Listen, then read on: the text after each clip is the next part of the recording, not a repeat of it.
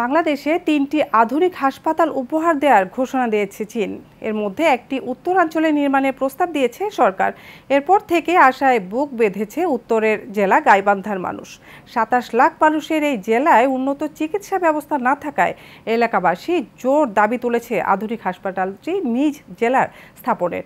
গাইবান্ধা থেকে খালেদ হোসেনের পাঠানো তথ্য ছবিতে বিস্তারিত জানাচ্ছেন নূর মোহাম্মদ ভূঁইয়া। সম্পর্কের ৫০ বছর পূর্তি উপলক্ষে চীন বাংলাদেশকে ৩টি হাসপাতাল উপহার দিবে। এর একটি উত্তরাঞ্চলে নির্মাণের জন্য প্রস্তাব দেওয়া হয়েছে।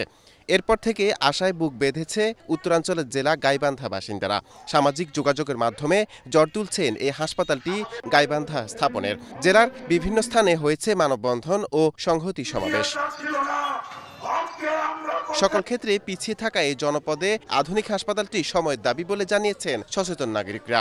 চীনের দেওয়া অর্থায়নে যে হাসপাতাল করা হবে বাংলাদেশে, সেটা গাইবান্ধায় করা হবে। স্বাস্থ্যসেবা বঞ্চিত এই গাইবান্ধা জেলায় একটি উন্নত মানের হসপিটালের।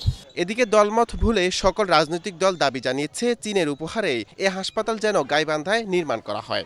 গাইবান্ধায় এই ১০০০ শয্যা বিশিষ্ট যে হাসপাতালটি নির্মাণ করলে আমাদের প্রতি রাষ্ট্রের একটা ন্যায়সঙ্গত সিদ্ধান্ত গৃহীত করা হবে। গাইবান্ধাবাসীর মানে জন্য একটা আশু প্রয়োজন।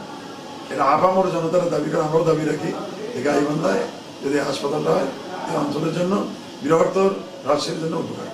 এখানে উন্নত চিকিৎসা ব্যবস্থা নেই এবং উন্নত যে যন্ত্রপাতি সেগুলোও নেই।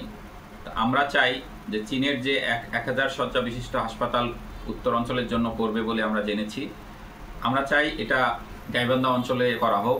এদিকে হাসপাতালের চাহিদা বিষয়টি ঊর্ধ্বতন কর্মকর্তাকে অবগত করা হয়েছে বলে জানিয়েছে জেলা প্রশাসক। অবশ্যই অনেকেই আমাকে অনুরোধ করছেন যে সেটা যাতে মানে অফিসিয়ালি যাতে আমরা একটা রিকোয়েস্ট করি যেটা সেটা যাতে গাইবান্ধায় স্থাপিত হয়। প্রধান উপদেষ্টা বরাবর আমরা একটা দৃষ্টি আকর্ষণের জন্য বলবো যে এই হসপিটালটা যাতে আমাদের গাইবান্ধা শহরে হয়। চীনের উপহার হাসপাতালটি গাইবান্ধায় নির্মাণ করা হলে আশেপাশের জেলার মানুষও উপকৃত হবে বলে আশা স্থানীয়দের। নূর মোহাম্মদ ভূঁইয়া, এশিয়ান টেলিভিশন।